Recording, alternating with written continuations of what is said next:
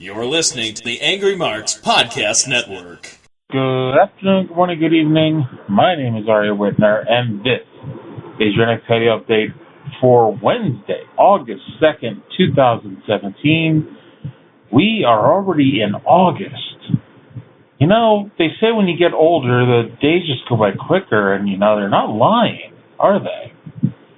So anyway, let's kick off NXT this week with some in-ring action as the returning Johnny Gargano took on Raul Mendoza. This is Gargano's first televised match since NXT TakeOver Chicago, when they lost the ladder match to the Authors of Pain, and Tommaso Ciampa put the final nail into DIY as he turned his back on his friend, on his partner, and now Gargano's out on his own.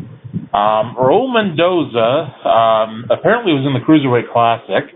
I completely forgot about that. But last week, he cut a pretty decent promo.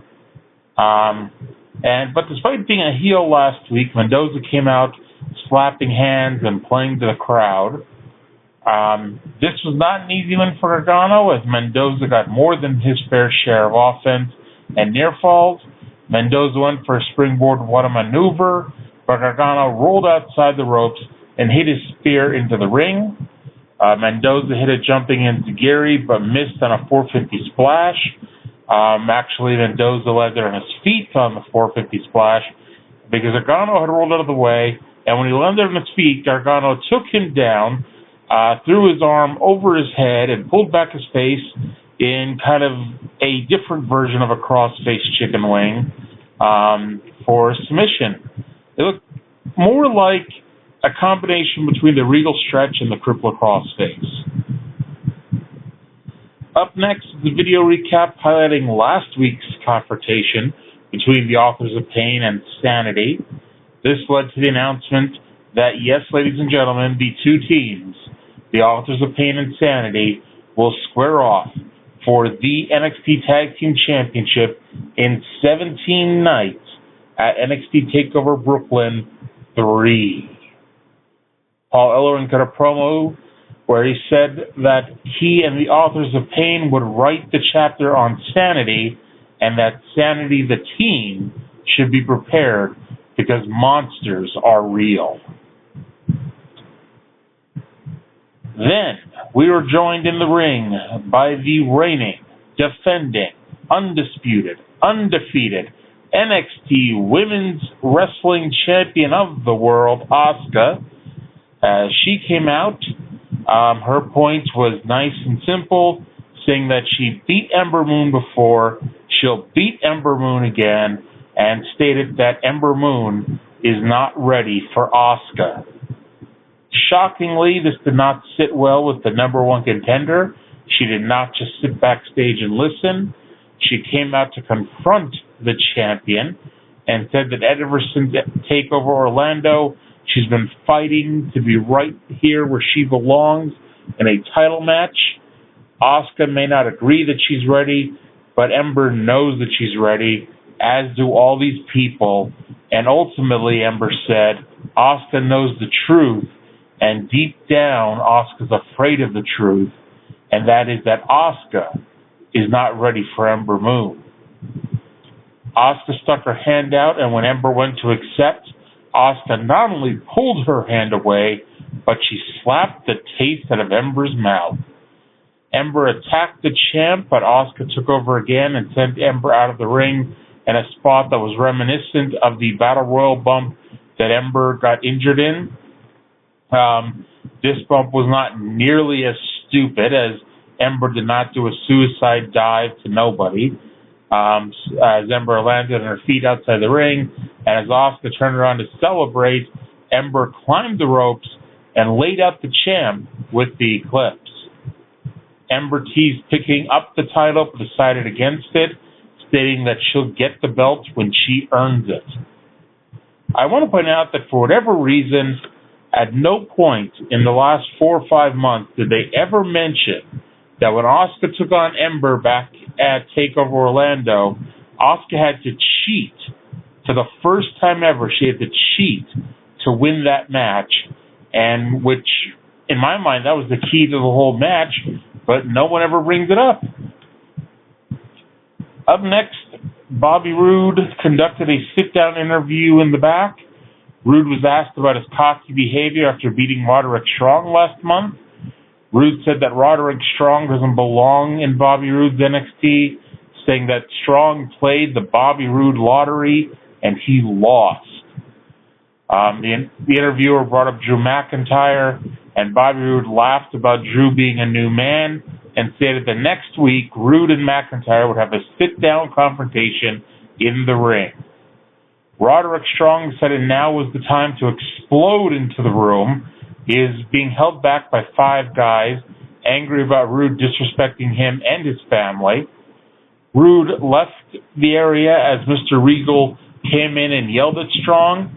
Strong said he would do anything if Mr. Regal would give him Bobby Roode, but Williams said there was nothing he could do in regards to TakeOver. The Street Profits are debuting next week. And then we got Sonya Deville, former Daria Baronato, going one-on-one with Jenna Van Bommel. Nigel McGuinness compared Sonya to both Holly Holm and Chris Cyborg. Van Bommel had quite the size advantage, but in the entire match got in a punch and an elbow. Spoiler alert, she didn't win. Deville was so quick that at different points Van Bommel couldn't even land a blow. And Deville was actually doing her best Anderson Silva impersonation at one point and danced around in lieu of doing any offense.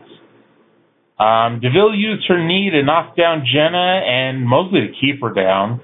And she tapped out Jenna to a triangle armbar. Kayla Braxton interviewed Hideo Itami backstage. Itami is mad that Cassius Ohno does not show him respect. So why should Hideo Itami show respect to Cassius Ohno? Itami continued his promo, in Japanese by the way, but Kayla cut him off and stated they needed to go back to the ring. Itami was pissed, so he ripped the microphone out of Kayla's hand, marched to the ring, and took it over. He demanded that the fans show him respect, which showed why, sticking to a hardly written promo shouldn't be a necessity, as the fans were actually clapping and cheering for Itami, showing him respect, as Itami was going on and on about how they were disrespecting him.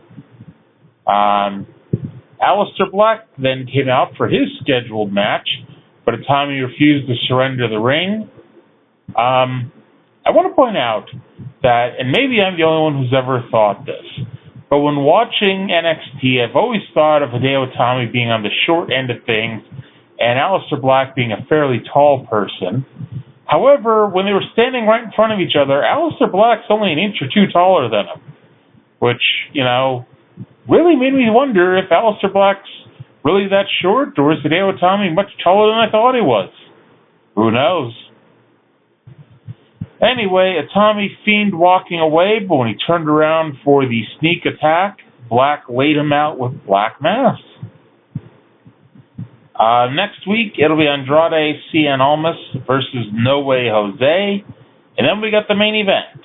As Aleister Black, sat through the entire commercial break, sat through the announcement of Almas versus Jose, sat through the replays of what happened before the break, and he sat casually in the ring, waiting for his opponent, former Ring of Honor World Heavyweight Champion, former Ring of Honor Tag Team Champion, IWGP Junior Tag Team Champion, Kyle O'Reilly.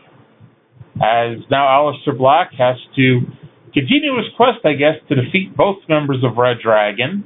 As you might recall, about 3 or 4 weeks ago, Black defeated Bobby Fish in Fish's NXT debut. This was an excellent match. O'Reilly was not only made to look competitive, but was made to look on the same level as Black, which is more than a lot of people have in the past, especially Fish in his debut. Nigel mentioned at one point that O'Reilly was in the ring with Kazushi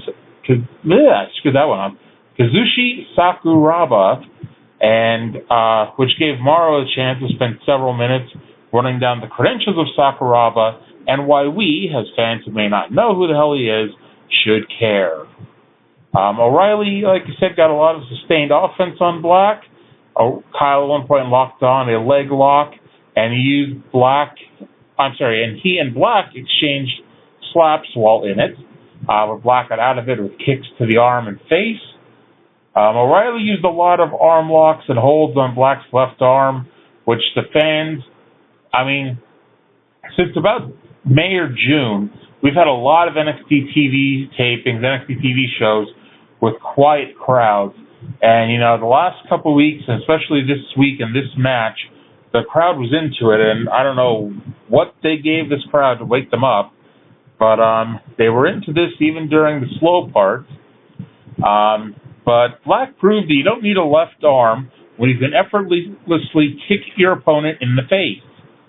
Black went for Black Mass, but O'Reilly caught his foot, hit a number of kicks, and a punch to the face for a believable near fall. They booted each other more in the face, which just seemed to energize both of them. And finally, O'Reilly booted Black in the back of the head, but Black stood straight up, dropped O'Reilly with Black Mass, and the Dutchman picked up the win, remaining undefeated. So that does it for this week in NXT. We're less than 3 weeks from TakeOver.